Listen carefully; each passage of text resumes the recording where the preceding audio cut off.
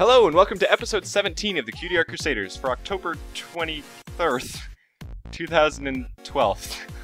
Thank you, Bernd. Shout out to Bernd for writing the Google document this week. And my name is Rainbow Plasma, and speaking of Bernd, I'm joined today by...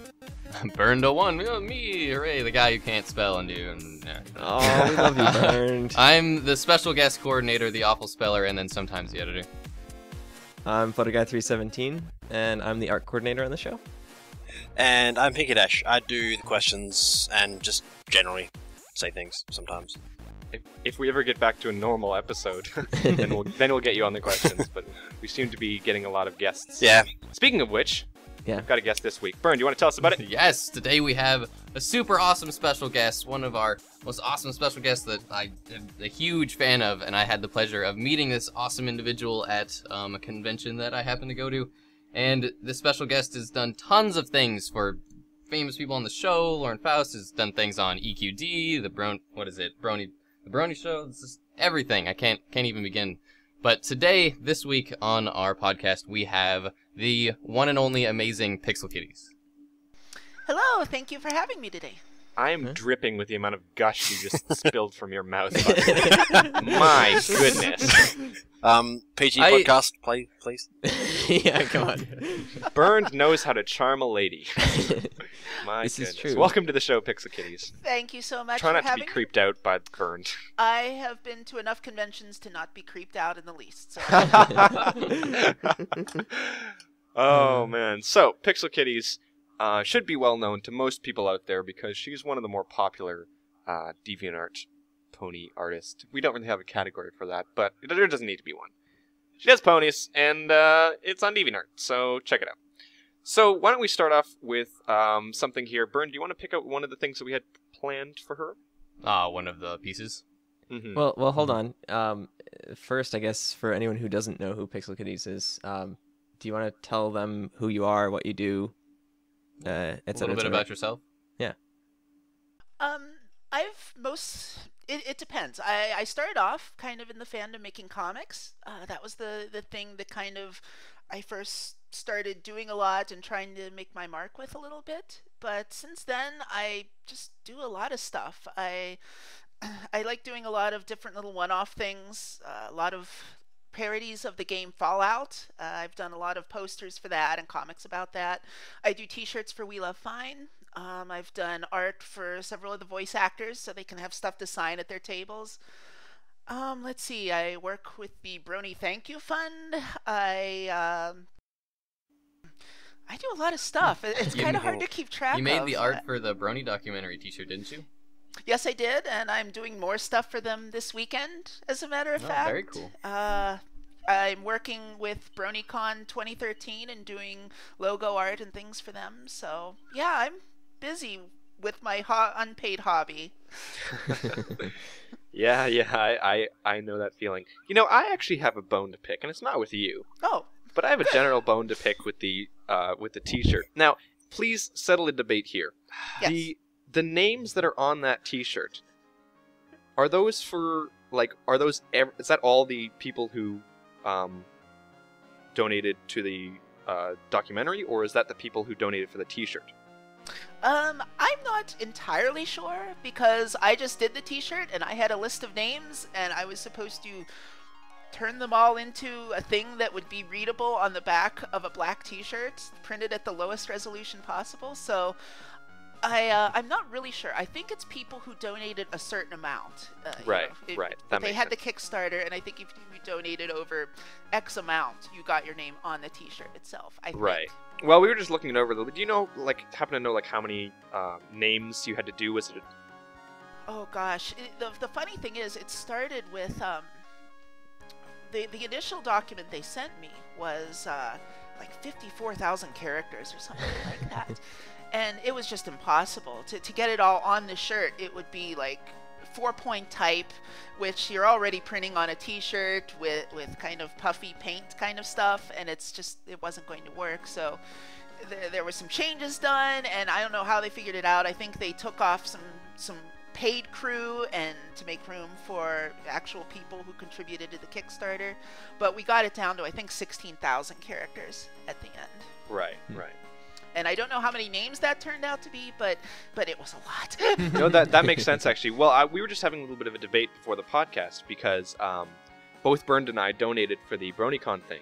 And Bernd's name is on there, actually. So shout out to this T-shirt. Hey. So if you guys actually go to this and you check it out, up in the top left, you can see Bernd A. Hoffman.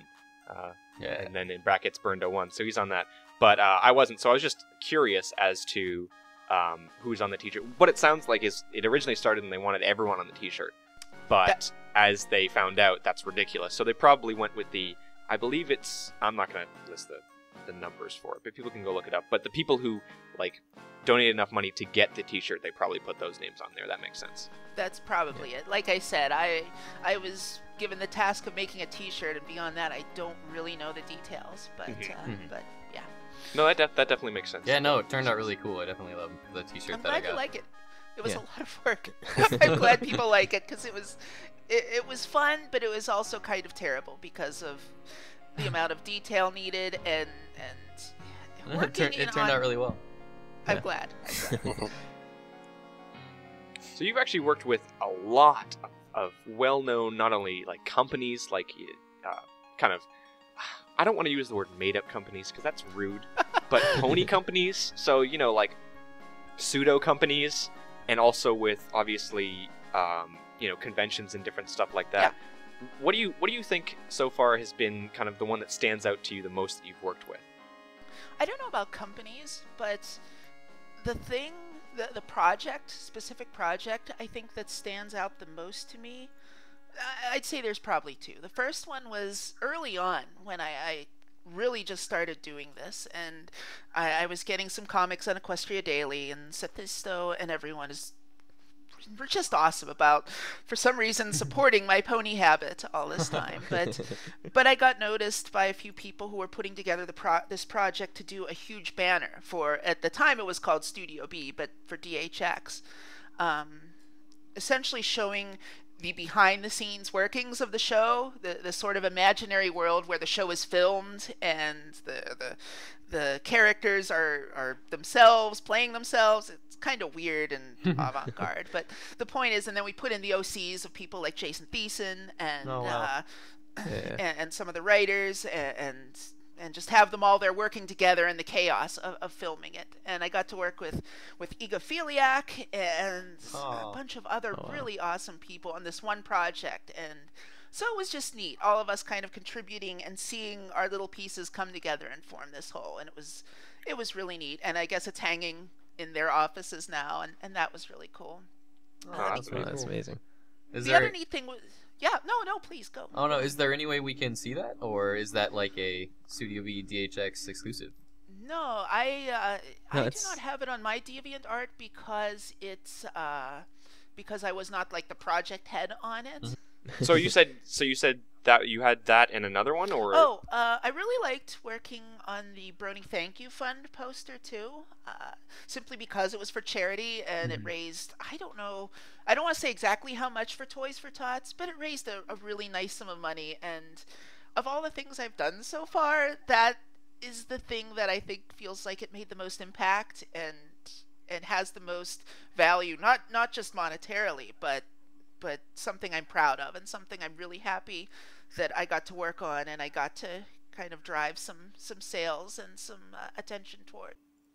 Okay, so kind of on the note of collaborations and stuff like that, like, is there any advice that you would have for someone who wants to like get into a large scale collaboration or wants to maybe start their own large scale collaboration? Because I know you've worked with a lot of like different artists and stuff.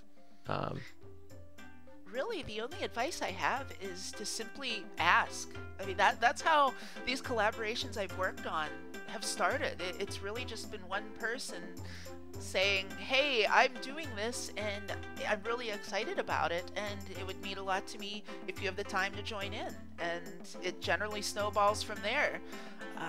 Another thing I'm doing at the moment is another kind of collaboration project, again for the Thank You Fund, with several other big name artists, not big name, but fandom big name artists, and it's just really cool. Again, it's just a matter of saying to them, hey, I really would like some help with this. And 9 times out of 10, people will say yes, because enthusiasm is addictive, and generally the people in this fandom are really genuine and nice and really open to helping and collaborating on stuff. Oh yeah. Cool. I have a feeling you're going to regret that statement. Just ask. Your DeviantArt is going to be filled with people going, I have a collaboration. It already is, and I try and do it as much as I can, and sometimes you have to say no just time-wise, but, Yeah. but Oh, yeah, I there's really do try and help anytime I can. Yeah, that's something that like this fandom is just like amazing because you know, people will put all sorts of time and effort into creating these collaborations with other people who, like, you know, they haven't really met, and yeah. Well, it all kind of stems from just this love of the source material, and I mean, I know when I started, I watched 3 episodes of the show, I think, and I knew immediately that I wanted to do something more with it, that I didn't want my love of it, my enjoyment of it, to end when the credits rolled Yeah. at the end of the episode. I wanted to kind of take it into my own world and do something else with it and continue it on my own terms. And I think we all kind of feel that way, whether we're writers or artists or musicians. We all want to, I guess, put our stamp on it a little bit and, Yeah. and share the way we feel about the show and the characters with everyone else. And it's fun when you can kind of coalesce with other people and all get your ideas out there together. It's really cool. Yeah, we're such a creative fandom. People are just, it seems like we've got a much higher, there's always a percentage within things, like there's a rule or something where it's like 99% of people, or 90% of people look at the content, 10% of the people comment on the content, and the rest, you know, make the content. But I feel like that there's so many people who watch the show who are just making content. Everybody kind of gets that same feeling. I don't know what it is about the show that brings out the creativity in people, but everybody looks at the show and says, man, I just want to do more. Yeah. The show is inspiring. I don't want to say it's simplistic. That's not it. But it has a hook. Everybody has their hook with it. Everybody sees a character or the plot of an episode or a song or something that resonates with them and makes them feel attached to it, and they want to take something from it and make it their own. And I think that's a mark of why it's such a good show. It's not just about, well, this is an Emmy-winning performance, or this is writing on the level of such and such. It's an inspiration to so many people, and it's wonderful. It's definitely not quantifiable. No, it's really, for sure. it's really well No. said. I think a big part of it might be that like it feels like the source material is like, you know, you can attain that level of quality. Like it's kind of easy to dig in the style of the show. It's got an amazing amount of detail, but there's also so much you can read between the lines with it as well. There's so much room, obviously, for fandom to kind of step in and say, well, this one character appeared in one scene in one episode, but what were they doing? Yeah, what's their story? And just run with it. Yep.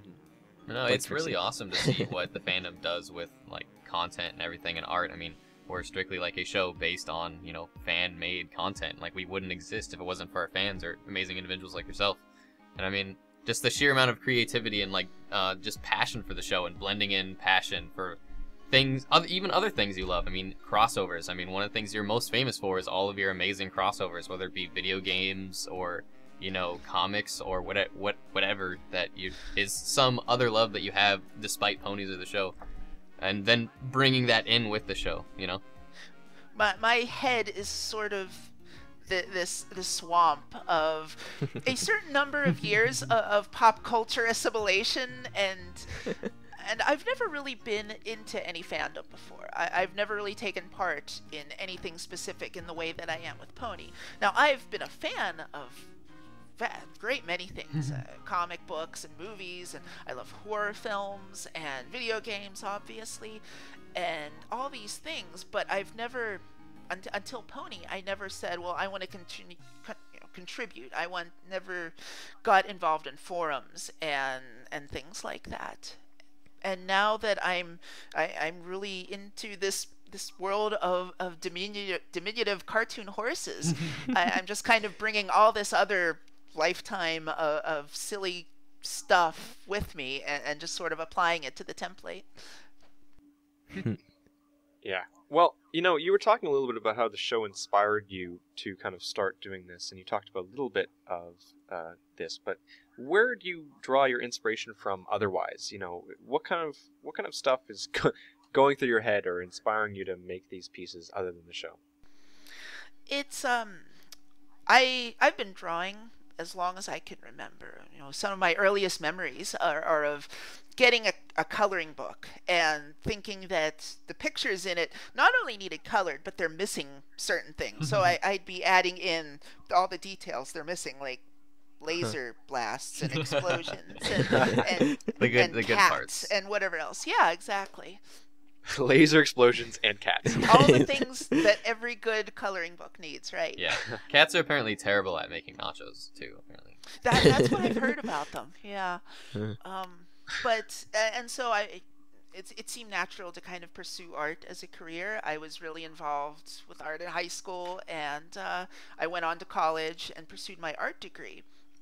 And somewhere between the coloring books and graduating from college, art stopped being, not necessarily it wasn't fun anymore, but there was kind of a spark missing from it. It turned into just this thing I do. It's homework, it's getting stuff ready for my portfolio, it's obligation. It wasn't just sheer enjoyment, and it just wasn't for the sake of doing it. There wasn't really a passion behind it. No, I lost a lot of the passion for it. And again, it doesn't mean I didn't like it. It just means there wasn't that fire in my belly about it.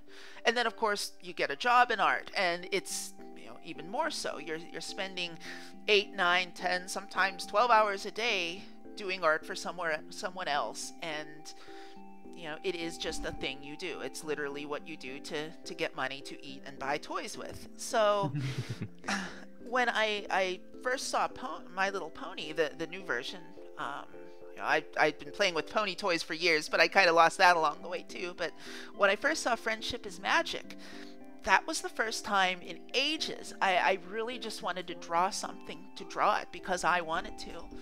And yeah, it's hard to say where the inspiration comes from other than the source material itself. There's something about it that drew me in and lit that fire back up, and it makes me feel like a kid again, not only in the sense of watching this children's TV show and sitting down with a bowl of cereal in my pajamas and seeing the new episode, but just this that same kind of love of art that I had when I was a little kid as well. Yeah. I had that exact same feeling. In fact, just it's something like this, something as innocent and pastel, and I don't know how you would want to just describe the show. I wouldn't have ever expected to become such a huge fan of it as I am now, but there's something about it that's just so infectious, and then kind of reignites that spark and passion you had for things like when you were young. For me, my outlet was video games and just nerdy things. But as I can't identify with that. Yeah. At all. Just as time grew on, I lost that just passion for things. Like even when a new game would come out, I just wasn't that excited about it. But when it came to watching the show, I mean, I remembered that time when I was young and would wake up to see a new episode of Ed, Edd n Eddy or something like that.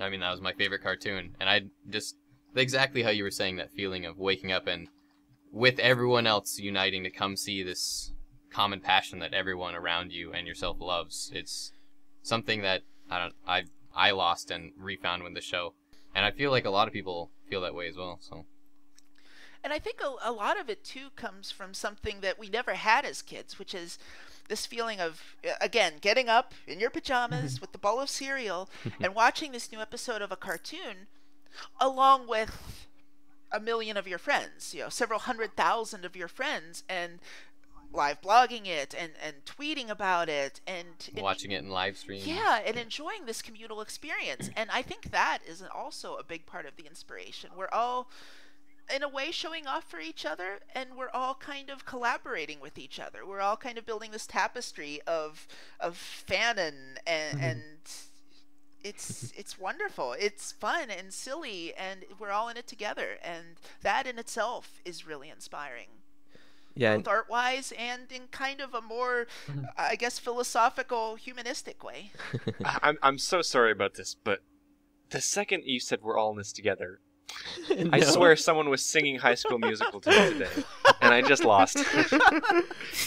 No. No. Back on topic. Somebody bring this back on topic. Jeez. There's a topic? Yeah. Just a couple minutes ago, you mentioned something about art being a career for you. Any chance you'd sort of expand on that? My degree from college is in video game art design, and I work for a game company in Pittsburgh, a small independent game company that does mostly games and game content and interactive media for different larger companies, like things as weird as Doritos, some stuff for Disney, even some stuff for Hasbro, maybe. We'll see. Not pony related, but yeah, things like that. If you go to a website or even a Facebook page and there's a game promoting some kind of commercial effort, a lot of times it will be something maybe we had a hand in. So Very cool. It's so interesting that you talk about that, because we just had a guest called Alien First on last week, and she's working in the video game industry as a concept artist. And so it's funny that we had two guests back to back in a row that are in that kind of industry. It's very interesting to see. I'm not sure it's as unusual as you'd think. There was kind of a boom in it probably about 3 or 4 years ago. About the time I went into college, there was this glut of different colleges offering degrees in video game stuff. Some of them good. My experience was very good. And then you had those commercials where the two guys are sitting on the couch with Xbox controllers, and the one guy's like, "Yo, dude, we need to ramp up the graphics. Turn them up a bit more on this." And because Never that's how seen you that make commercial. video I games. remember that Oh, it was commercial. so It bad. was awful. I'm so glad I haven't seen that commercial. I don't think I've seen That was sort of I like don't think I've ever seen for our it. school. It was like our unofficial go-to. You know, it could be worse. We could be at this school. So. Oh my. That sounds. Yeah, I'm currently going to university for a degree in computer science, but kind of Oh, focusing awesome. in gaming. So, and I'm going to a school that kind of is more not game orientated. So I think that's kind of nice, because if you go to a school that's kind of like that, what you mentioned in the commercial, they're just trying to catch on a trend. It's not always the best. No. Anyways, we always end up skipping onto video game topics here. Yeah. Again, I could go on for hours. I actually have a friend who's in video games. Really? Well, you should introduce me. Anyways. He's Australian. Yeah, probably. I am a rampant racist. You are Canadian. It's not true at all. It's No. the opposite. I'm not racist at all. Well, So you've actually got some interesting things here. You have a variety of different things that you make. You've mentioned T-shirts, and we've shown buttons, I think, before the podcast, and even things up to like soda bottles. Yeah, soft drink Yeah. bottles. That's cool. Do you want to? What is all of the different things that you've made? You've got so many different things, but what is everything? Is that everything, or have you done more? Let's see. Well, let's look. I guess go through the stuff I sell at the conventions. I guess there's obviously art and drawings and digital prints and stuff like that. But yeah, I do the soda bottles, the different pony themed soda bottles. I make buttons. I make book boxes, which are they look like books, but they're actually boxes. You can put things in them, and they look like the Element of Harmony storybook from the first episode. Oh, that's cool. That's I awesome. do the T-shirts for We Love Fine. Is that it? I think that's it. That's still a lot. You have to Yeah. admit, still a lot. yeah. No, these quite soda a lot. bottles are really cool. Everfree Northwest actually bought a couple from you, and they're on my little shelf here by my desk, and they're Cool. super awesome. I'm jealous of that Nuka Classy Quantum. That Yes, the actually one like that glows glows. blue with the light. I want that. Well, I will definitely be having more at the conventions next year, so I will make sure and save one for I you. will be there. Nice. So when you're like creating art, like for the soft drink bottles or for T-shirts and stuff like that, do you kind of gear it towards like that? You know that it's going onto a physical medium, like a T-shirt or a soda bottle or whatever. And like, are there any challenges with kind of trying to fit it maybe into the dimensions or? Oh, absolutely. You kind of have to know what it's going to be going on to before you even start. Like with the soda bottles, I have a specific sizes of bottles I get, and I know what the dimensions are, and some of them are real simple. They're little boxes that go on to stickers, and then the stickers go on the bottles, and you have one. A few of them are more complicated. Like I have a pony version of Rolling Rock called Rolling Tom, which is sort of the Rolling Rock label has curves and different shapes, so that has to be cut out and has to be made in a certain way. With the T-shirts, they're like with We Love Fine, they have a package that you have to use for every submission. It has to be a certain size.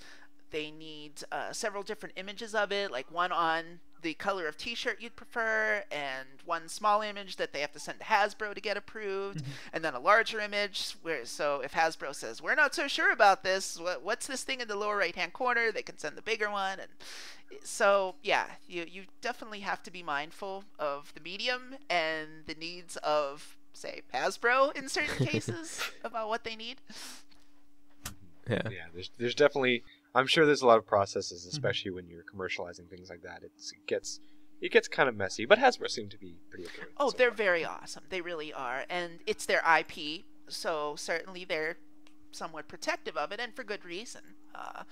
Specifically with things like names, I know a few years ago when they started really pushing, like with the Transformers, the newer versions of the old toys, and kind of bringing those back for an adult market, they had lost the rights to a lot of the names for them because images and physical construction and things you can certainly copyright, but names are a little more ambiguous. And if X company that's not Hasbro decides to start using the name Shockwave for their toy, they've kind of laid claim to it, and so now Hasbro can't use it. They have to call their new toy Decepticon Shockwave.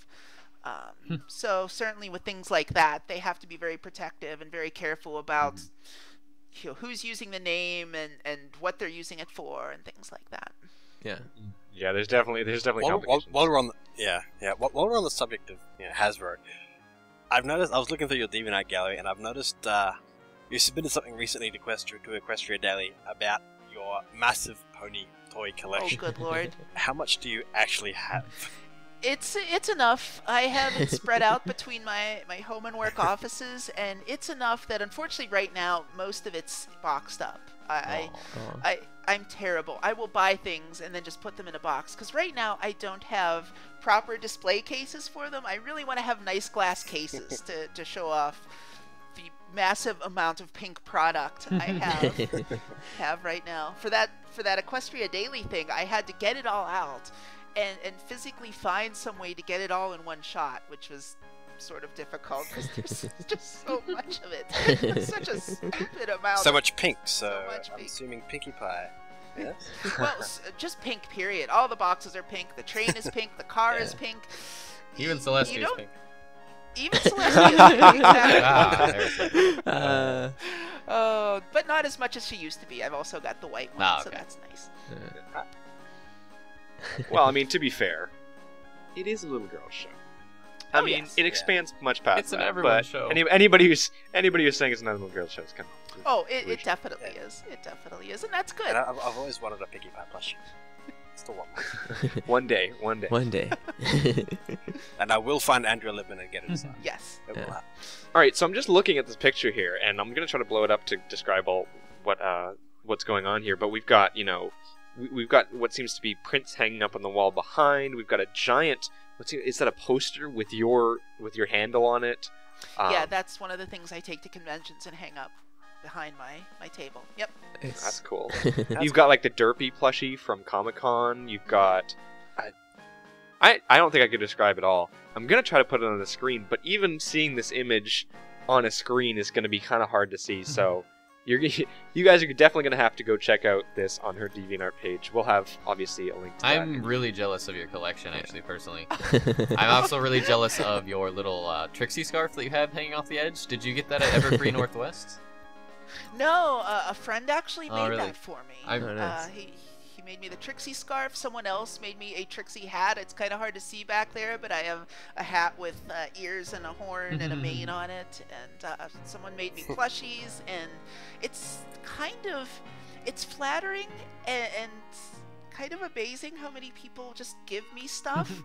And that's kind of hard because I feel definitely obligated to reciprocate, and of course, you know, if I'm at a convention and someone gives me something, I'm happy to give them anything and everything on my table. But it's weird. It's very hard to describe how odd it is. Just having people I may or may not know come up to me and say, "Hey, I know you like Trixie. I made this for you." Yeah, speaking of which, what is it? His name is Kawaimo, I believe is how it's pronounced, but he's an artist who did all these little Philly head bob videos and pin. He made a whole bunch of little Philly pins of different artists' OCs and like characters of the main six. And I believe he gave you one personally too, didn't he? Yes, he did. Yes. Yeah, I remember. And I got one from him, and I was so happy to come over to your table and get you to sign it for me, and I wear it all over school. Oh, that's awesome! And it's a tiny little pin, so signing it with that big stupid Sharpie that was the only thing I had at the time was difficult. But I'm glad you like it. No, yeah, it's one of my favorite little possessions. That's awesome. Now, I don't want to encourage Byrne to get more stuff because we've been trying to break him of the habit of buying things like trading cards. You've been trying. I've been encouraging. Raymond Plasma's the only one who doesn't like my addiction. I'm right along with you in trying to expand my collection. It's not that. It's just like I just think you're come too back every week and it's like, hey, guess how much money I'm spending on pony stuff. First off, I don't say that, and second off, I just want to share my cool stuff, and I usually never bring money into it. You're the one that always asks me like, oh, how much does that cost you? And it's not about the money, Rainbow Plasma. It's not about the money. I'm a realist. You're just stingy. I'm a realist. I'm in university, okay? I have to look at my bank account daily. I donated a whole bunch of money to charity, and then you start giving me crap for it, like, yeah, you're a horrible person. For giving to charity. I'm sorry. Yeah, you're so horrible for giving to charity. We gotta lock you in your cage. Man, you flipped that around quickly. Good for you. I'm teaching you well. Alright. I'm fully okay with getting burned off the leash. Oh, man. You're okay with everything off the leash, though. So we are an odd show. That's true. So let's move back to video games because, yeah. Oh, yes. So you recently made something for a contest that JJ was running. And you made an awesome-looking Borderlands 2 poster. Do you want to talk a little bit about that contest and about this piece? Well, he runs the Tumblr, and Gamer Luna is obviously a huge and increasingly popular part of it. And I was already intensely excited for Borderlands 2 coming out. And JJ's a friend of mine, and I've been wanting to just kind of make him something for a while. And it seemed like a good opportunity. And so I just sort of combined all those things, and yeah, Borderlands happened. And it's funny because I intended to just make him a picture of Luna with some guns and yeah, it's Borderlands, right? And it just kept growing. It's like, well, we obviously need loot crates because that's a huge part of Borderlands, and then we need a claptrap, and why don't we put Pip in there? And you know what? There's definitely not enough shell casings in this scene. I was going to say more shell casings. Pip is the best claptrap. Oh, definitely, yes. Oh, I can see the connection. Much more tolerable than the actual claptrap. That is true. I love his dubstep. And then he actually I don't took know that, what you're talking about. He took that and he actually made you a little piece for winning the contest, and he drew your OC in a hug pile with Gamer Luna and Derpy. So that's really awesome. We're gonna put that up on the screen. My pony got hugged by Gamer Luna and Derpy. That's so jealous. That's so amazing. Awesome. Pretty as many people on this podcast know, I am the biggest gamer on this podcast. I'm more into gaming than I am ponies, to be honest with wow. you. Yeah. Heresy. Sorry, is that blasphemy? Burn him. Is that blasphemy? Look, it's been a long off season. I've needed to find other means. November 10th, baby. But yeah, Gamer Luna is amazing. So I am pretty super excited. jealous. Hopefully, I'm pretty excited. Maybe in the future, hopefully there will be some Halo 4 pony crossovers.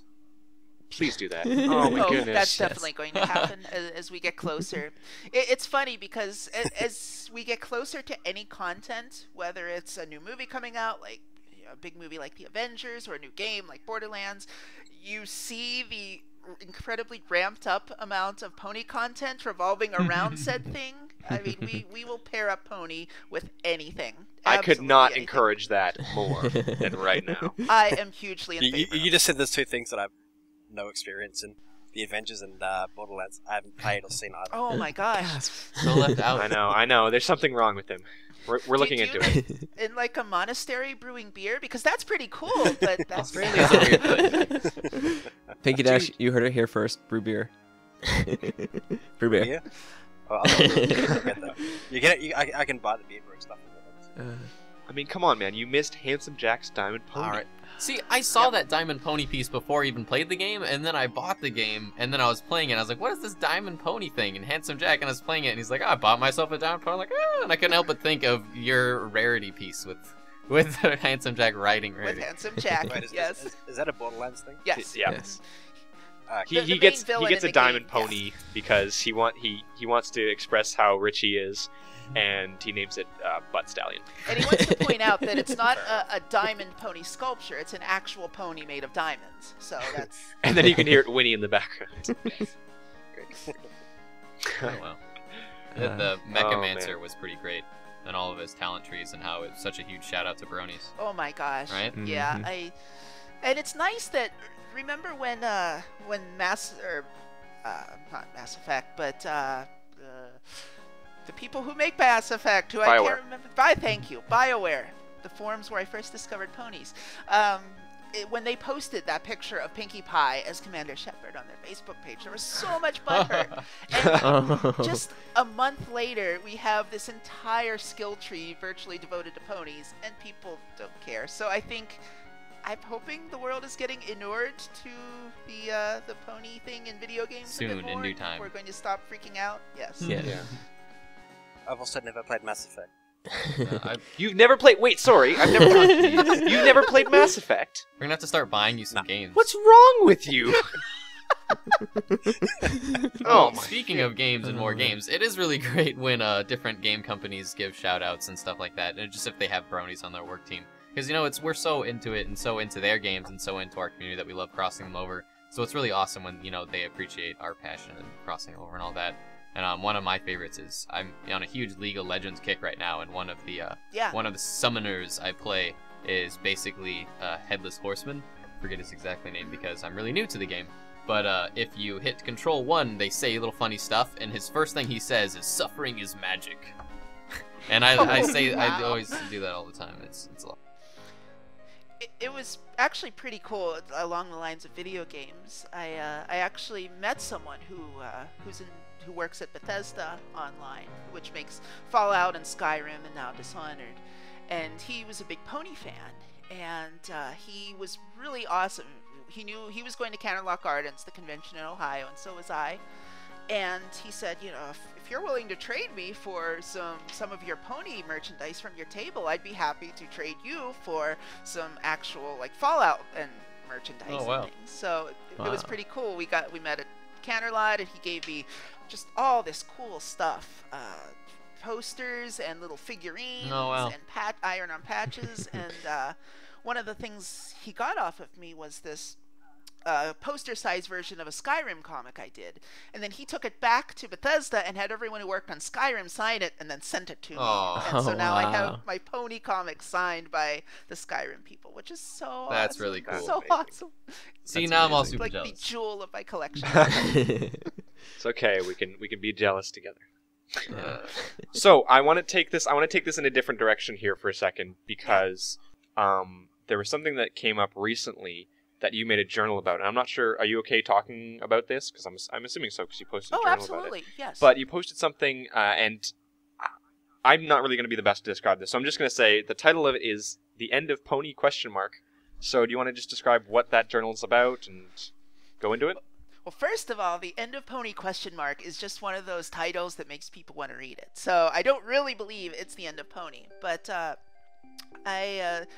there's a really cool lady over at the website, The Daily Dot, named Lauren, who does a lot of pony-related articles there, and she wrote one about me, which was really nice of her, and I have a pretty good relationship with her. And I think it was last week, like Monday, Tuesday, she put an article up over there which she specifically wanted to spur a lot of discussion, and it kind of did.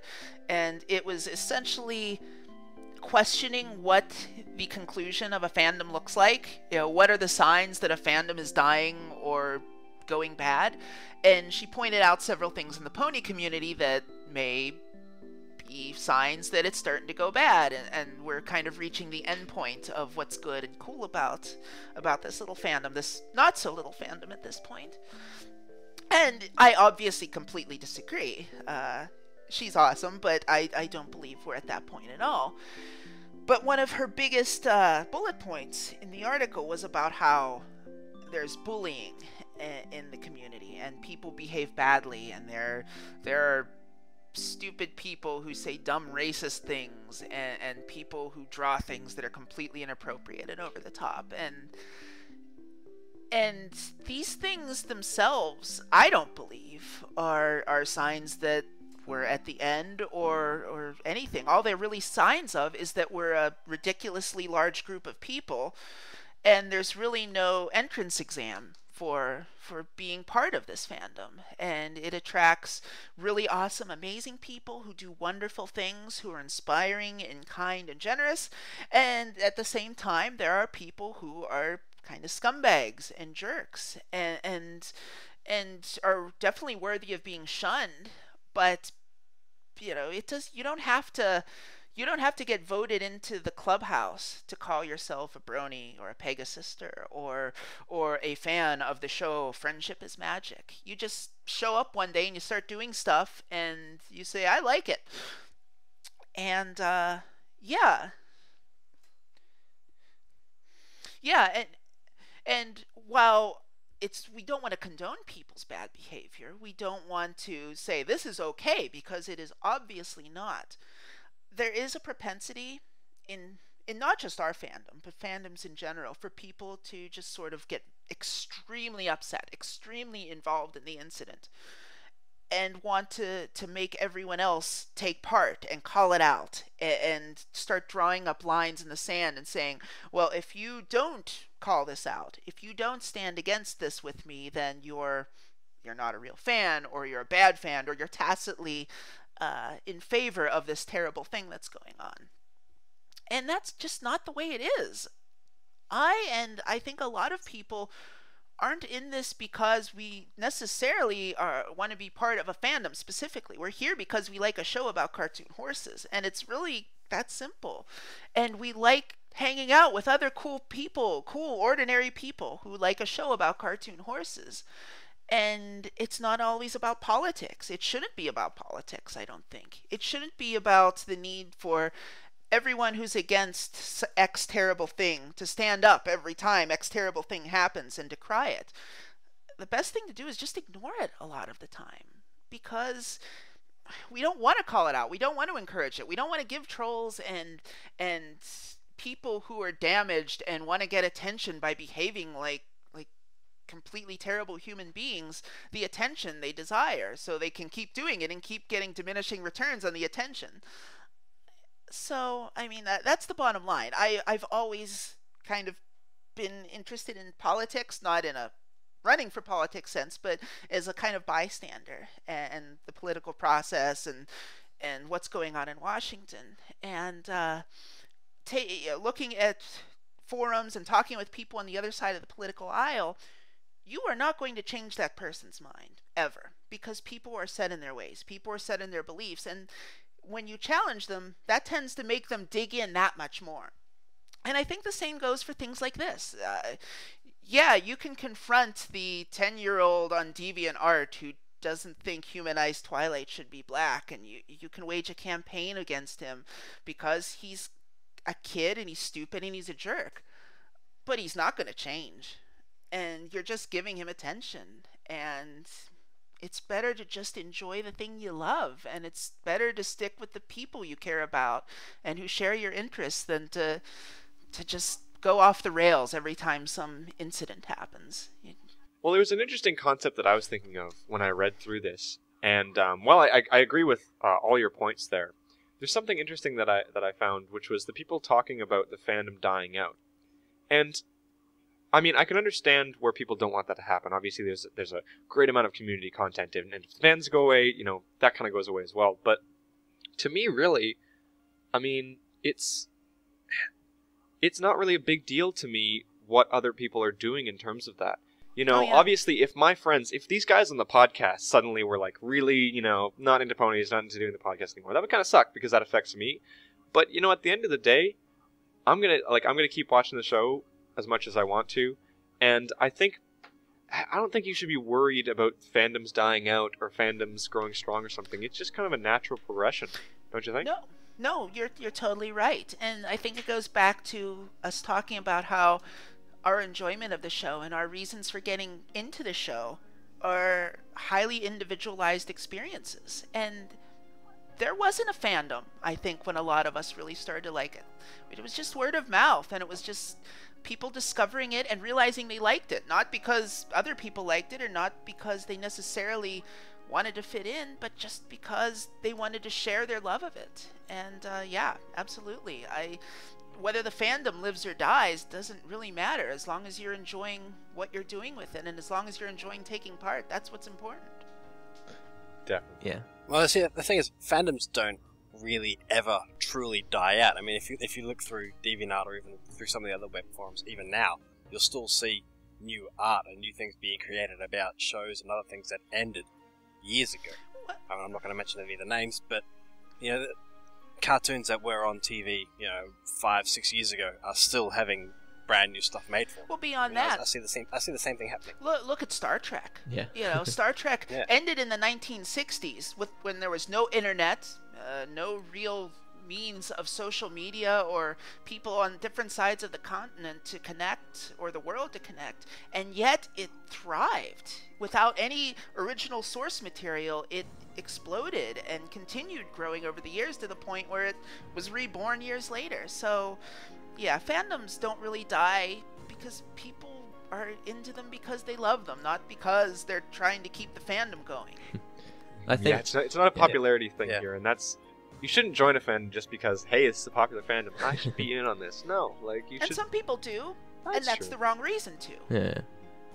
I mean, it's you join it because you like it. There's something that speaks Well, to you, and you want to take part. It actually, I feel it becomes really interesting because the show at a certain point is a big social controversy and a lot of people just don't understand it. I mean, that's exactly how I entered into the fandom. Is I saw all these people who were so passionate about it and I didn't understand it. I understand how anyone could love something that was like the subject so adorable, so childish of like what the show is. And I mean, that perked my curiosity and said, like, what could I like something like this? And I ended up watching it and I ended up falling in love with it. And I didn't even understand my love at that point in time. And I actually had a huge coming to terms with the concept of loving the show and like what it means to love something that was completely against what I had, like my previous beliefs. So I feel that the show actually changes a lot of people in a lot of ways and sometimes challenges, you know, the way how they think about things. I mean, I did it for me, and I know a lot of people are just like, well, I just gave the show a shot, and it turns out I loved it. But it's that concept that they had to give something a shot because they didn't think they would like it that I think is pretty magical, if you will. Yeah. Friendship is magic, or how I learned to stop worrying and just love the pony. Yeah, exactly. Sounds like a Yes. great autobiography. I think I love the I pony. think that the the inclusion of the whole internet and the community and the fact that people can watch the show together being miles and miles apart or kilometers and kilometers apart for you Canadians and Australians. Heyo. Heyo. It Savage. kind of we rose really quickly in the fandom. Oh, yeah. And I think that that's worrying a bunch of people because like they've been through fandoms where they've gotten to this point and at this point it kind of tapered off, but it's almost like we've grown so fast that it's like we're starting to catch up with Well, there's with, fandoms that just stuff. like Ourselves. shows just for that reason of liking a show. But I feel like there's so many different combining factors that like make people revolve around this show, like My Little Pony in particular. I mean, even just vulnerability. Like, there's so many people who are just so shy of the fact of letting someone know that they like this show because it's so controversial or whatever. So I feel like that also brings people together and kind of gives them a sense of unity, because there's these other people who are a fan of something they love, yet they're afraid of letting other people know. Absolutely, makes sense, absolutely. yeah. I think that's one of the main reasons why. I mean, the show is great. Don't get me wrong, but the reason why we've gotten this huge leap is because it's a show where people are initially, at least for most guys, it's initially something that you don't really want to admit to, because it's like it's not normal. It might make you look socially awkward or blah blah blah. So they get that comfort from meeting other people who are like, no, it's fine. So I think that's helped a lot, and it's inspired people to kind of move past. That. Anyways, yeah, I think this is a long topic, and I want to kind of move there's past actually it. something One more thing I want to say. I wanted to bring up. It's more artistic. I'm actually in a class right now painting one, and of course, what other would I paint in painting one besides ponies? And it was critique day, and everyone was critiquing everyone's art and giving feedback and something. But when it got to my piece, I painted a Rainbow Dash plushie that I have. That was a gift from one of my best friends, and it's easily like one of my favorite gifts ever. But I painted this, and I painted it really well, and I put a lot of love into this painting. But no one, when we got to my painting, wanted to critique about how it was made, the subject. It was all about the social controversy about what I painted. And one of the compliments I got was that just like, I'm a guy who loves this thing for little girls, and this is my statement. And I'm like, it's not about that statement at all. It's about how much I cherish this plushie. But I mean, that sometimes that's just not what people see. That's not what everyone in my class saw. But yeah, there's I mean, on one hand, it's amazing, and it's wonderful that this show that's ostensibly for not just women but little girls, it's suffused in pink, has such crossover appeal. And from a gender studies perspective, I guess you could make a lot of that and say, well, it allows men to be kind of in touch with this very girly thing and enjoy it and not be ashamed of it.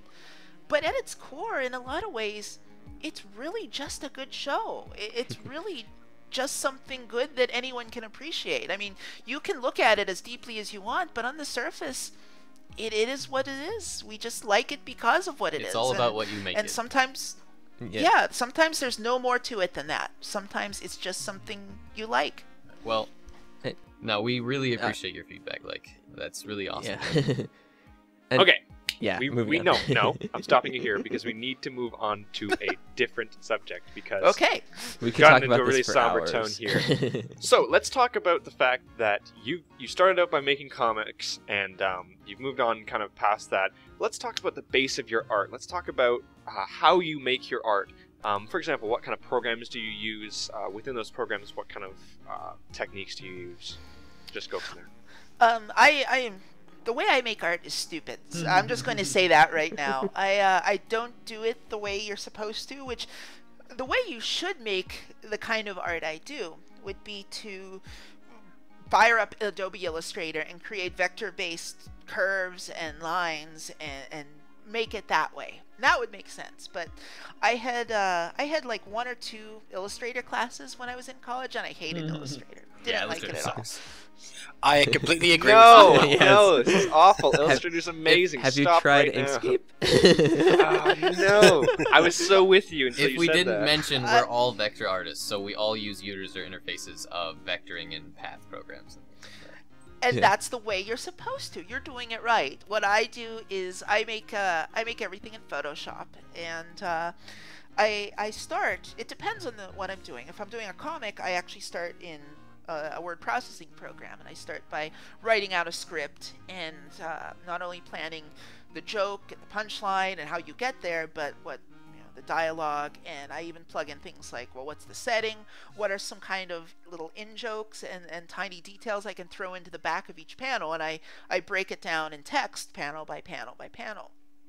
And then I move on and I get out the Wacom and I actually draw extremely ugly, rough versions of whatever it is I'm doing, and from there I just start building it up layer by layer using Photoshop and creating curves with parts of circles and joining it all together and then filling in these things, and it's terribly backwards, but it works for me, and I have a pattern down. And my husband is actually a huge Linux user Yes. and Ubuntu, and he is insisting that this is the year I am going to learn Inkscape. So I am hoping to start using that. Well, if you sometime ever in the need near any help, future. feel So, free to sorry, let are you us know. married to Flutter Guy?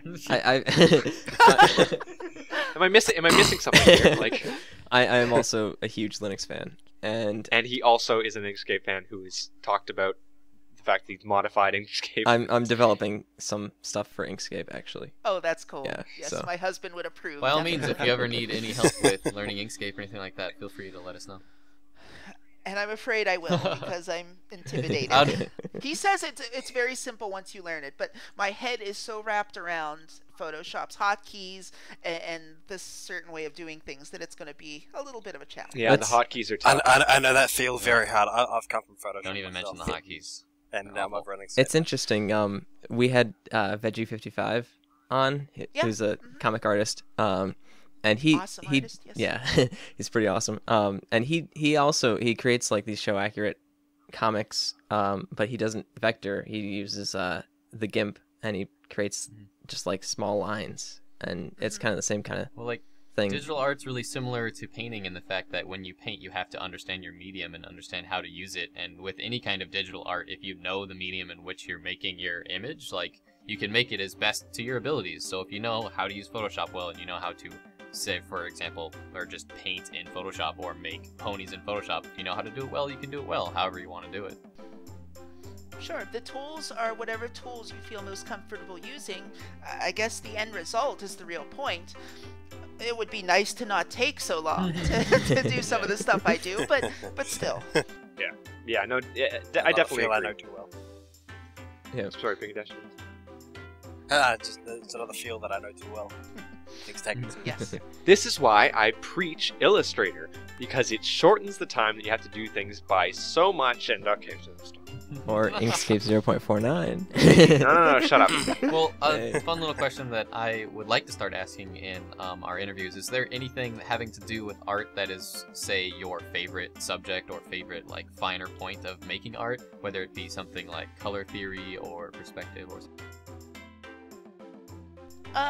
The two things I really like best are, in a more general sense of the kind of things I do, I love the detail section. I love, once I have a scene laid out, going in and trying to make it feel alive by adding small things that feel lived in, and that's something that my teachers in school always drilled into us. You know, kids would want to just draw something and get the image out there and make the statement with the character they have or the environment they're drawing.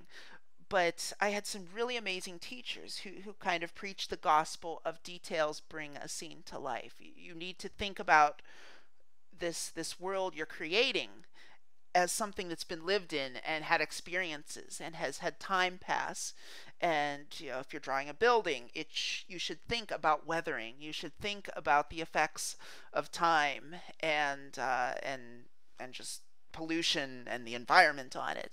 And so even with these comics and things, I try and think about that. And along those same lines, I really like working with light and trying to find ways that make the scene feel just kind of alive with light and add a lot of, I'm not talking like J.J. Abrams lens flare here, but I do like the idea of bloom and I remember even as a kid, one of the most, I guess, influential images that I can remember was the scene in Gone with the Wind when Scarlet is standing in front of Tara and the sun's going down and it's all in silhouette.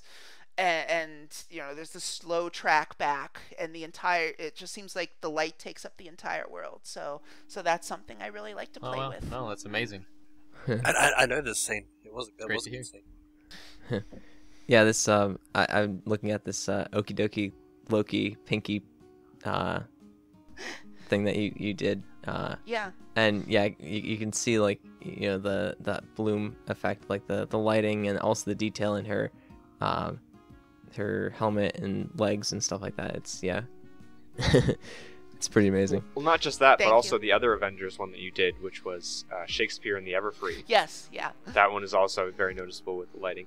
Interesting thing, actually, we had Alien First on here last week, and she actually did a couple of posters to do with Marvel ponies, and she happened to also put Applejack as Thor.